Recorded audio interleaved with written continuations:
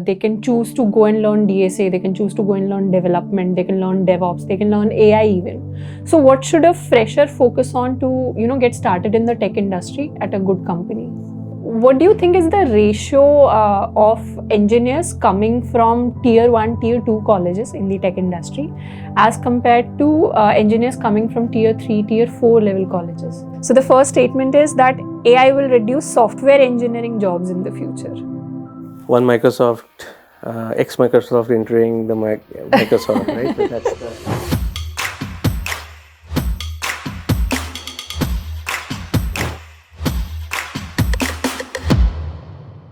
So my first question to you probably would be, how did you start? So right now you're working as a CTO, but how did you start this journey of yours? Because I saw your LinkedIn, and generally when you look at somebody who is currently at a management level position, generally the idea that my students have, is that they must have started from a tier 1 college, must have been an IIT, and then right now they're working as a CTO at a company like Microsoft. So how was your journey like? So, firstly, if I have to share with you, I come from a college which was a second, 2 years old college. When I joined, it was just a 2-year-old college. Okay, and interestingly, I don't have really huge grades and other things. So 2-year-old college, obviously placements will be very less, and I didn't get placed from college. And my friends are obviously most of them, my classmates, were placed in some places like Infosys, some college, some industry, TCS and other places. But then I also did not know what to do, right? So I gave 2-3 interviews, and I realized I'm really bad. So they asked me some questions around pointers, and I like, what is pointer? So I was just thinking about it, and I really messed up. Then I went back home, and it is obviously very difficult to take those failures, right? After 2-3 interviews, you will know that if you're not clearing, you feel that you're not ready for it. So, and then I started preparing. I did not worry about other interviews which were coming in. So I sat down, I started preparing. I started with all the programming languages and other things, and obviously the DSA and whatever we call it, it's the hype. So let's keep that hype. So I prepared for it, and when the opportunity came in, I went in. I know that when I went to give interview for a company called Telelogic, it was acquired by IBM later, but when I went in to give an interview for Telelogic, 200 people or 300 freshers were there, who were in the line, and they gave us an exam, and I wrote that exam, and that's how I got an opportunity to have an interview with one of the interviewer, and he asked me to write a program. He gave me some problem statement, and he asked me to write a program. I wrote 2-3 pages of program using pointers, by the way, when I went into that interview. So the learning for me there was, obviously I cleared that interview, I got the job, and I moved into IBM. Telelogic was acquired by IBM, so I moved into IBM. But the learning for me, there is a failure. You have to go back and go to the basics. Go back to basics and learn, and keep preparing for the next opportunity. I have one small question. So today we know that if you want to go to a company like, let's say, Google or Amazon or Microsoft, to become a software engineer there as a fresher, you need to learn DSA. So was DSA still that relevant when you started? You started 17 years back. So what was the hype of DSA back then as compared to today? If you're getting placed through the college placements, I don't think so. It was so much. But I'm sure if you're going off campus, there is a need for it. And it is, just forget about other things. What I've learned in this 17 years is, do you enjoy doing coding? Do you enjoy learning new technology, reading about technology, or trying new things with it? And with God's grace, I have access to all of these things because of Microsoft, so I can go and try all of these things. So I would recommend people to first love what you're doing. So once you love it, it's it's in place. So DSA is yes, and I would say you should have those skills. Skill is everything, right? So you should have those skills. You should have leadership skills. You should have all of those skills which is required for you to get into the job, especially the Google or the Microsoft or AWS or any of the big companies. You definitely need to have, at least I could say, soft skills plus coding skills. So, how was it like after IBM? How was your experience after IBM in other companies? I was into development, so it's a hardcore development. We were doing Python, we were doing Java, we were working on Perl. So lot of programming languages, lot of things, hands-on development used to happen. I fell in love with DevOps for sure. I mean, like when I was in IBM, because we were the first ones who bring in Agile and to bring in DevOps and other things. So learned a lot of things about DevOps, and I felt like this is amazing, and I want to be here. And I started looking for roles which gives me satisfaction in terms of building DevOps kind of a strategy and other things. So somehow I went into one of the interview with HCL. So I joined HCL, and it was different kind of experience for me, because I'm coming from a product industry where I was developing products. HCL is a service industry where you go into customer location and you work with customer. But again, it's basically a lot of learning. So that was my journey into HCL, and it's a service industry. So learned a lot of things about service industry, how it works. So what were the key differences between being in a product-based company versus being in the service-based company? So product-based company, you don't have strict deadlines. So basically, it was, since that time it was It's a little flexible. flexible, right? So it is, and you don't have anybody who is coming and asking you questions, because they give you this task and probably after 2 days you finish it, it's fine. And you can also tell where you are blocked. You can openly tell where you are blocked. But in service industry, you can't say to the client that I'm blocked here, right? So this is a challenge. And in service industry, it's all about writing documents also.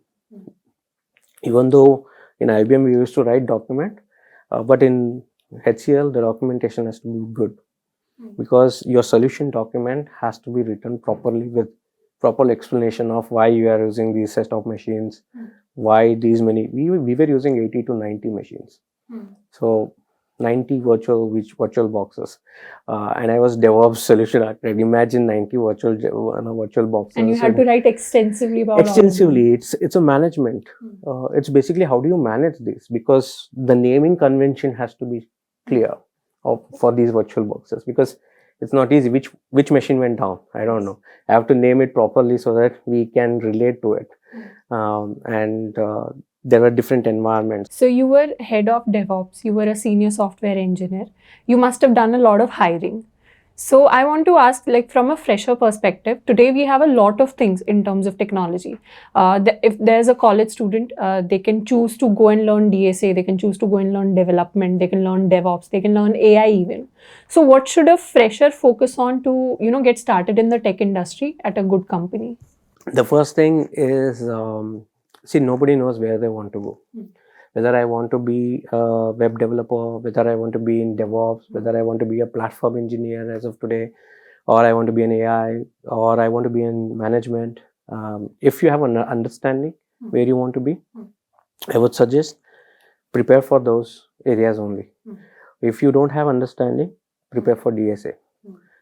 Do prepare for DSA so that you can get into one role, and then you decide where you want to go. So I never decided I want to be here. It was a journey all together, right? It was like my interest change every 2-3 years. I want to do this. If you ask me, I was very much interested in getting into DevOps, and then different things happened, and then we came here. I built a startup, but moved on. So it's basically changes. So don't worry about all of those things. Focus on loving technology. Focus on that. Love it. enjoy it, do stuff, prepare for yourself for these interviews, which is DSA, which is basic. And then if you feel, you want to get into web app, go into learning all those web related stuff, or DevOps. It's a different set of tools and other things. Yes. And I would suggest, you know everything. It doesn't mean that when I say, okay, you have to learn only web app. If you want to go to web app, I will learn only web app. It's a bad idea. You also need to know how to deploy a web app, how to use DevOps. I know it's not necessarily everything in depth, but you need to understand, at the top level what it is, how to do it, and all those things. And also, like as a programmer, there are a lot of problems that you face on daily basis, and it's really frustrating, like to have those problems hit you at once. So at the end, it's our love for technology, it's our love for programming that might save us and that might keep us going. Yes, I mean it does. A lot of times we have got stuck. I mean, as of today, we have all the tools like Google Search, Stack Overflow, the GitHub Copilot and all those things. Imagine for us, back then when in 2006, we had almost nothing. Maybe some Google, but none of these set of tools. And not so many events and not meetups and other things where you can go and network and talk to different people on different problems and get answers to it. What direction should I take? Nor there was LinkedIn or Twitter where we can post questions and probably get answers to it. Imagine people who have done development when all these things were not there with them and yet build great products. So now you have everything, so you should be able to build great products compared to what people who built in 2006, right? Definitely. One more question that I had for you was, what do you think is the ratio of engineers coming from tier 1, tier 2 colleges in the tech industry as compared to engineers coming from tier 3, tier 4 level colleges? Yeah. In the industry, like what do you think is the real ratio? So see, I say Microsoft runs something called as Engage program, right? It is open to all. Yes. If you have the skill, you are in. It does not matter whether you are in tier 3, tier 2 or tier 1. It is open to all. So our internship program which we have, it is open to all. So go there and apply. If you get through, you are there. So as I told you, the first thing, you have to prepare for the opportunity. Yes. The first conversation which we had, if you are prepared for the opportunity, you get the opportunity. So that's the thing. So, and similarly, everybody has this program. It's not like just Microsoft has this program. Everybody has such programs where people can go and apply and they can get through. We can take only certain amount of people, right? So it's not like we can hire everyone or we can give internship to everyone. So if you don't get it right, now I don't feel bad, because I was in one of the college and the professor was telling me, you don't give internship to our students. And I was like, it's fine, you don't get internships, but you can build your own products. You can learn building your own products. The problem is right around you. Yes. Right? So you go get into cafeteria. I went with the student into a cafeteria and I saw cafeteria was full and he did not have a place for me to sit as well. So he was asking some people to move and all those things. I told, dude, see, the problem is in front of you. Can you build an app which says, cafeteria is full, or can I come at this time? See all those metrics in terms of when I can go and have food, where there is I have a place to sit. Yes. So you can build it for your college. You don't need an internship for this. Yes. So it's basically like almost all of the tech companies, they give opportunities to everybody who is coming out there. especially in off campus. And let's suppose you don't get an internship there, then you can start building with your own projects. Yes. You can contribute to open source. That is also a great way to gain Yep. some experience, and then you can build some products that are solving real life problems that you Correct. see around. One more small doubt. Let's suppose there is a fresher who is starting in the tech industry. Do you think having AI or some kind of AI projects, ML related projects in your resume, they give an edge to the candidate? Or it doesn't really matter because the hiring criteria is different?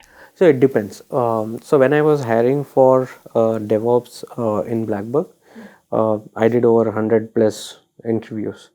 So all the thing I used to see in the person's resume is what he is learning apart from his role. So what is his role? This was his role. But what is he learning in the resume? What is that extra learning he has in the resume? It doesn't mean that I am asking the person to um, do projects and do outside open source. And no, I mean open source is your love for open source. And it's not for just because I want to get a job I will do open source. No, you love open source. You've been using this open source tool for yourself, and you want to contribute back because you want this kind of a feature. That is what open source contribution means. And I used to see bunch of things in his or her resumes that what extra things he was learning. Either he was doing a blogging or he was doing something different. He mentioning I'm learning these things. So I used to ask that question when I was interviewing, like, what do you learn apart from these? What is your learning? What is your what is your career aspirations are, and what do you want to do? So I ask very different questions, not like the same old, like I say, okay, write a programming write some program, I'll interview you and I'll get I'll hire you. So I used to see a lot of things from whether he can or she can learn on themselves. That is a very important trait I used to see. I used to basically see whether they can go back and do stuff on their own, and I don't require my input. And it probably starts with a desire to learn. Exactly. So these are the things I used to see. That is the thing is very important for anyone to progress in career. So yeah, I would suggest people to go back and do that. Learn something new every day. So have the core basics strong, and like to have that zeal to learn about technology. You need to have that desire. Don't just study everything just because there is a compulsion on you to study. There is a lot of compulsion. So I've seen a lot of students who come and say, I want to do open source. Can you help me? And I say, why you want to do open source? To find a job. And I said, we never did open source to get jobs. So why are you doing open source? I'm not against doing that. It's just don't do it because of the reasons of these things. These reasons are not the reason why you have to do open source. Open source contributions is because I'm using this, or I love contributing to some community and I enjoy doing this. That is when contributions should happen, and that is the ethos of open source, right? It's not the it's giving back to the community. It's not the I want jobs, so I do open source contribution, I have 10 contribution, I'll put it in my resume and somebody will give me job. No. At the end of the day, people who give you jobs are looking into a lot of things. It's not just your coding skills. They are looking into whether you are a person who is communicating good, you have a leadership quality, whether you are into communities, whether you are into whether you are a good storyteller, whether you can handle things on your own. These are the different things a person is looking into you. It's not just we give you to write tell me a Fibonacci series and I'll hire you. No. So you've also worked at multiple companies. What is your advice for, let's say, an engineer who's currently working in a company to build a solid career in tech? So I would say that you need to follow T methodology. You need to know everything, but you need to be in depth with one. So for sure. So When I say everything, it means everything. So it's not just understanding of technology, it's also understanding of the market, it's also understanding of what next, it's also understanding of the other skills, like leadership skills, the bunch of other things which is required for you to perform, and then depth in one knowledge, specifically technology. It is, if you are from a technology perspective, so depth in one, you need to be hands down depth in one. So you should be known for that. See, I'm, people know me for various things.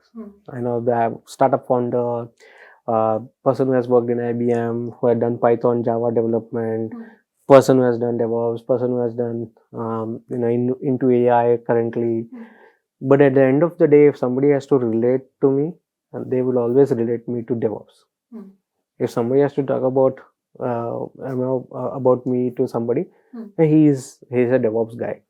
So they will never go and relate to me to AI. So that is your depth. It's kind of, depth changes also, but it's been my depth for long, and probably now I have moved to AI, so I'm been building change, my depth. So I might change. Past 6 months, I have not done anything related to DevOps. I have not done a single talk on Kubernetes. I don't even follow Kubernetes now. Like, I've gone deep into AI. I've gone deep into building models, learning about models, learning about different things which is coming up. So I've gone depth into that. So probably my depth is moving. So that will keep changing, but you should always know when to change, how to change, and So that desire to learn that you had at the start, that should not stop. It should not stop. It should always keep there. It's, even today I am learning. I'm still young.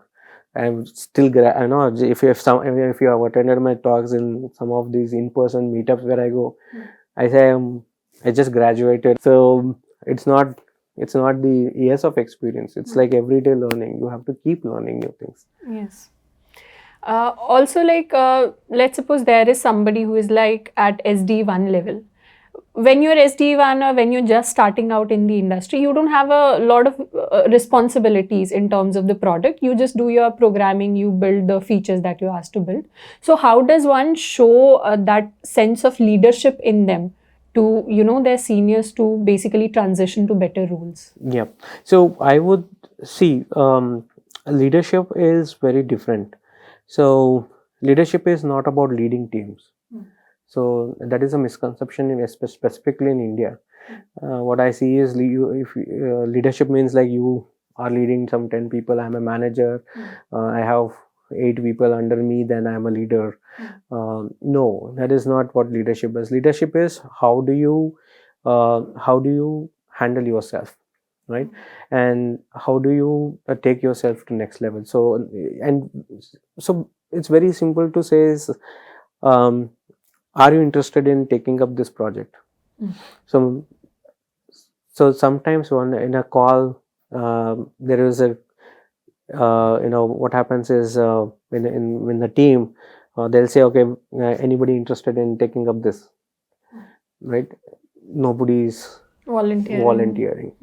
And the person who volunteers becomes the leader, right? So that is what it is. So you don't know how to do it. You have not done it before, but you're still saying, I'll take it. So you have the courage to be able to take try the challenge, it. courage to take this. There are a bunch of instances where these things came up, right? This was not working. This is failing. Do you have the courage to go and answer these things? What is your advice to somebody, to a student, who is just starting, who maybe hasn't started coding yet, but they aspire to do good in the tech industry? What is your advice for them? Focus on, obviously technology. Focus on your technology stuff. Basics, I told you. Focus on your basics.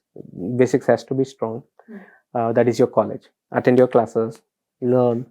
Don't miss classes like me. Attend. Right? Focus on the basics, and see whether you love it, whether you're building, I mean, you've just started, so basically you go and try something new, and when it provides you an output and other things, do you feel good about it and other things? Once you think that this is what you want, then everything will fit into places. Don't worry about. I know I see a lot of students are worried about internships. I want to get into jobs, and yeah, this so much of things they have. They forget to focus on technology. You focus on that, enjoy the process. As I told you, enjoy that, go with the process, enjoy the process, keep learning. And I suggest you to do networking. Go into different meetups, network with people, talk to different organization, folks who are from different organizations. It's not just I have achieved something. So there are people who have 11 years of experience, 12 years of experience, would have achieved as much as I have achieved. So they would have also done all these things what I have done, right? So it's not like I'm the only person who have done this. So go and meet everyone, talk to them, you get an experience. Great message for all the students out there, or maybe even engineers too, who are currently working in companies. And I hope you use this advice and take it seriously, and implement it in your own career. So we have this small section that we'd like to start with you. It's called a yay or nay section. So Yay or nay? Yay is yes. Yay is yes, Okay. nay is no. So I'll be giving you a This is like a Karan Johar. Yeah. We're just experimenting. So I'll give you a statement, and you can either say yay and nay and try to justify it, whether you agree with it or whether you not agree with. So the first statement is that AI will reduce software engineering jobs in the future. No. Second statement is a computer science degree is a must to succeed in tech. Yay or nay? No. Because I believe it's very evident that. I mean, I've seen people. Third statement is there's only logic and no creativity in coding. No, you need creativity. It's a creative job. At the end of the day, coding is creative and doing stuff. And I think in the futuristically, because it is AI, it's everything is coming in AI, and all applications are going in AI. I'll say creativity is the major, and storytelling, creativity is going to be major things in coming days. So I think that pretty much sums it all up. I think we're all done with the interview. Done with interview. Yes. Cut.